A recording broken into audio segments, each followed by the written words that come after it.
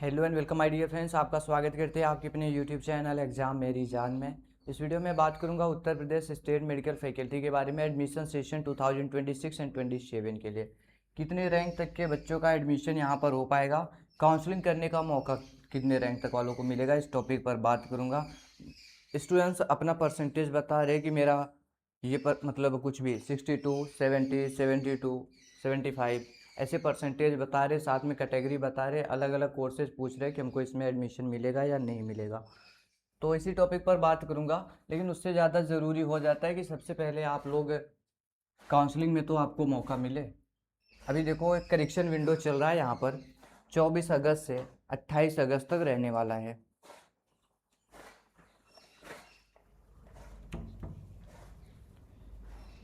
जिन भी कैंडिडेट के email ID पर कोई एसएमएस आया हुआ है करेक्शन करने का, वो लोग ज़रूर से करेक्शन करें। जिनके में नहीं आया उनको कुछ भी करने की ज़रूरत नहीं है, लेकिन एक बार फिर भी अपनी आईडी को लॉगिन करिए, सभी डॉक्यूमेंट्स देख लीजिए सही जगह पे अपलोड है या नहीं है। 4-5 डॉक्यूमेंट्स आपके लगे थे, अपलोड किए गए थे, उसको एक बार चेक कर लीजिए। जैसे 10th वाले में 10th का ही दिया आपने, 12th की मार्कशीट में 12th का ही दिया है, कास्ट सर्टिफिकेट में कास्ट सर्टिफिकेट का ही दिया है। जो हमारे बच्चे ओबीसी में आ रहे हैं, ईडब्ल्यूएस में आ रहे हैं, आप लोगों से बोला गया था 1 अप्रैल 2026 के बाद का लगाने का, तो आपने उसके बाद का ही लगाया, लेकिन फिर भी करेक्शन करने का अगर दे रहा है तो इसका मतलब है सही फॉर्मेट में आपने अपलोड नहीं किया है। मतलब जितने केबी का जितने एमबी का इन्होंने बोल रखा है, प्रोस्पेक्टस अच्छे से रीड करिए, उसी में दिया गया है। अगर उतने में डॉक्यूमेंट्स आपका होगा तभी वो अपलोड किया जाएगा। बात क्लियर है? ये लगभग सभी बच्चों को एसएमएस गया है, तो परेशान नहीं होना। कुछ बच्चों को छोड़ करके उनके पे कोई मैसेज नहीं आया है। अगर आपका सब कुछ सही है तो परेशान ना हो। बात क्लियर? और जितनी चीज़ें करेक्शन के लिए दे रही हैं उसको करना ही ज़रूरी है। फ़ोटो का नहीं दे रहा है तो फ़ोटो के बारे में परेशान नहीं होना, आपको फॉर्म रिजेक्ट नहीं होगा। मैं आपको बताने आया था काउंसलिंग में कितने परसेंटेज वालों को मौका मिलने वाला है। ठीक है, अभी 28 तक तुम लोग करेक्शन करोगे, उसके बाद एक फाइनल मेरिट लिस्ट जारी की जाएगी। फाइनल मेरिट लिस्ट जैसा कुछ भी नहीं है, बस उसमें क्या होता है मैं आपको बिल्कुल ईजी शब्दों में समझाता हूँ। एक रैंक डिसाइड करती है स्टेट मेडिकल फैकल्टी, वही बच्चे काउंसलिंग करते हैं, वही बच्चे चॉइस फिलिंग करते हैं, बाकी लोग नहीं कर पाते हैं। आपको पता होना चाहिए फॉर्म फिलअप करने के लिए इन्होंने बोला था 55 परसेंटेज होने चाहिए। अब इसके बाहर इससे कम जिसके थे वो लोग भी तो अप्लाई कर लिए, लेकिन आप लोगों का मेरिट लिस्ट में नाम नहीं आएगा। दोस्तों ध्यान दीजिए, मेरिट लिस्ट में नाम नहीं आएगा। और इसके ऊपर जो बच्चे हैं, ये 12th की बात कर रहा हूँ, 12th बेसिस पर सिलेक्शन है, 10th के बेसिस पर इस बार सिलेक्शन नहीं है। अगर 55 प्लस परसेंटेज आपके आ रहे तो सभी लोगों का नाम मेरिट लिस्ट में आने वाला है। लेकिन ये सर मेरिट लिस्ट बोल रहे हो, एक साइड रैंक कार्ड बोल रहे हो, कुछ समझ में नहीं आ रहा। तो देखो दोस्तों, काउंसलिंग करने के लिए एक रैंक मांगेगा स्टेट मेडिकल फैकल्टी। अभी मैं आपको एग्जांपल के माध्यम से समझाना चाहता हूँ। मैं हमेशा से कहता हूँ, मैं इसको 5-6 सालों से कवर कर रहा हूँ, अपडेट्स गलत नहीं होती है। तो आप देखेंगे 32,000 रैंक जिसका आएगा, 35,000 रैंक, और मैक्स टू मैक्स 40,000 रैंक। इतने रैंक तक में जो बच्चे आते हैं सिर्फ इनको ही काउंसलिंग करने का मौका मिलता है, सभी लोग काउंसलिंग नहीं कर सकते।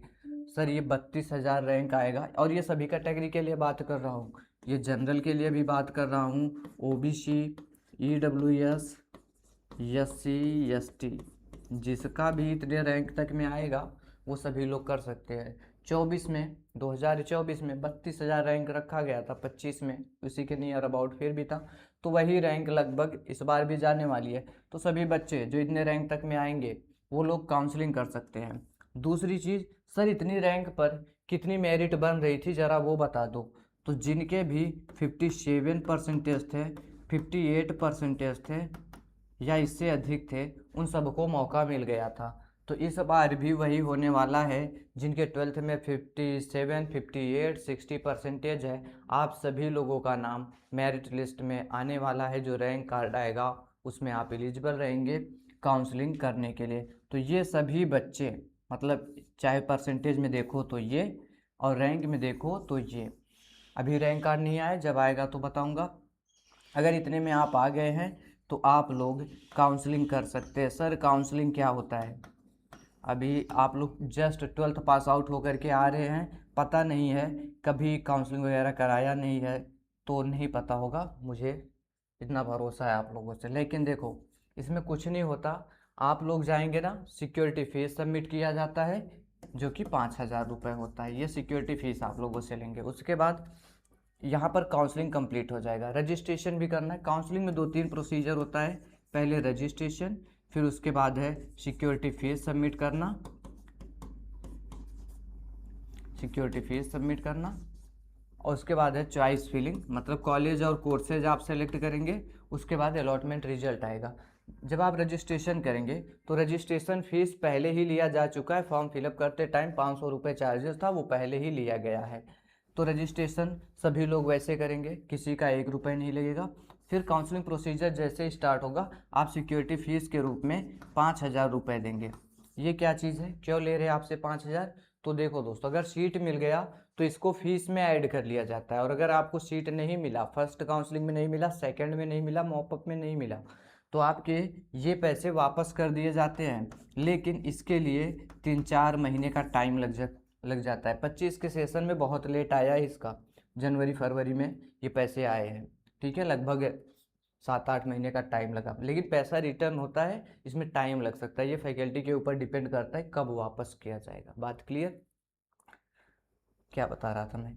5,000 रुपये ये सबमिट कर लेंगे। उसके बाद आप लोग चॉइस फिलिंग करेंगे। चॉइस फिलिंग बोलने का मतलब मेरा ये है, उसमें आप सेलेक्ट करते हैं कि आपको किस कॉलेज में एडमिशन चाहिए। ऐसा नहीं है फैकल्टी अपने मन से कुछ आपको दे देगी। आप कॉलेज सेलेक्ट करेंगे और जिस कोर्स में एडमिशन चाहिए होगा वो कोर्स सेलेक्ट करेंगे। जैसे मान लिया आप चाहते हैं आपका admission SN medical college Agra में हो जाए, आप क्या करेंगे, इसको तो सेलेक्ट करेंगे, लेकिन आपको पता नहीं हमको कौन सा कोर्स अलॉट हो सकता है यहाँ पर। लेकिन क्या किया आपने, सिर्फ और सिर्फ DMLT कर दिया, और इसके लिए आपकी कट ऑफ कम थी, आपकी रैंक सही नहीं थी इस कोर्स के लिए, तो आपको ये नहीं अलॉट होगा। लेकिन इसके साथ में अगर आप किसी दूसरे कॉलेज में नहीं जाना चाहते, आगरा करीब है यहीं से करना चाहते हैं, तो जैसे DMLT के साथ आपने OT टेक्नीशियन भी रखा था, ETCT emergency and trauma care technician भी रख दिया था, डायलिसिस टेक्नीशियन भी रख दिया था। तो DMLT की रैंक में अगर तुम न भी आए तो इसमें आ सकते हो, इसमें आ सकते हो, इसमें आ सकते हो, किसी में आ सकते हो, आपका सिलेक्शन हो जाएगा। लेकिन कुछ बच्चे क्या होते हैं, उनके 60% होते हैं, 65% होते हैं। ये लोग कहते हैं हमको कहीं पर भी सीट अलॉट हो जाए चलेगा, लेकिन हमको कोर्स, मतलब अपना कुछ कोर्स बताएंगे हमको, जैसे OT टेक्नीशियन के लिए चाहिए। तो ये बच्चे क्या करते हैं, इनके पास ऑप्शन होता है, ये सिर्फ आगरा को नहीं करेंगे, ये SN मेडिकल कॉलेज आगरा को भी किए, GSVM कानपुर को भी किए, LLRM मेरठ को भी कर देंगे, ये आपका BRD गोरखपुर जो है इसको भी कर सकते हैं, मोतीलाल नेहरू प्रयागराज, MLB झांसी, मतलब ये कोई सा भी कर सकता है, फिरोजाबाद का कॉलेज, अयोध्या का कॉलेज, कोई भी कर सकते हैं। मतलब ये आपके ऊपर डिपेंड करता है कितने कॉलेज कितने कोर्सेज सेलेक्ट करोगे। बात क्लियर है? लेकिन बच्चे ये समझ नहीं पाते हमारे रैंक पे क्या कुछ जाएगा। तो मैं पेड काउंसलिंग करवा रहा था, जिसमें बोला था स्टार्टिंग के 200 बच्चों को 500 रुपये चार्जेस देना होगा। इसमें मैं आपको आपके रैंक के हिसाब से, कैटेगरी रैंक, सब कैटेगरी रैंक के हिसाब से जो कॉलेज और कोर्सेज मिल सकते हैं वो लिस्ट में प्रोवाइड करता हूँ। ठीक, उसके बाद मैंने बोला था जो 200 बच्चों के बाद आएगा उन सबका 1000 लिया जाएगा। फिर हुआ क्या, ये कंप्लीट हो गए, लगभग 4-5 घंटे में ही 200 बच्चे कंप्लीट हो गए। लेकिन जिसको देखते हुए एक दिन का हमने टाइम और बढ़ाया था, कल पूरा टाइम आप लोगों को दिया। कल शाम 8 बजे तक जिन्होंने बुकिंग करा लिया था सभी बच्चों के लिए 500 था, अब इसको बढ़ा दिया गया है। ये चार्जेस 1000 रुपीज़ रहने वाले हैं। ठीक है, अब इसमें क्या है, अगर आपको सीट नहीं मिलती है तो आपके पैसे रिटर्न कर दिए जाते, एक भी रुपए रखा नहीं जाता। अगर सीट अलॉट हुआ है तभी पैसे चाहिए, अदरवाइज आपका पेमेंट रिटर्न कर दिया जाता है। तो इसके बाद जो लोग आए उन सबके लिए अब से 1000 रुपीज़ चार्ज है। रही बात, मैं इसको फ्री में भी करा सकता हूँ, लेकिन मैं फ्री में यूट्यूब पे कुछ भी बोलूँगा, सभी लोग वही कॉलेज और कोर्स सेलेक्ट करते हैं, जिससे मिलना और भी मुश्किल हो जाता है। आपको बुकिंग करवाना होगा तो इस नंबर पे SMS कर सकते हो, 9517193475। इस पे SMS करिए, UPSC FSC पेड काउंसलिंग।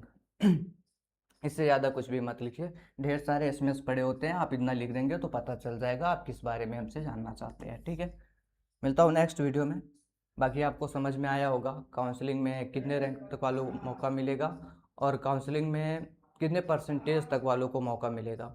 ये सभी चीज़ें आपको क्लियर हो गई होंगी। फिर भी कोई डाउट है कमेंट पूछे, रिप्लाई करने की कोशिश करूँगा। Thanks for watching this video.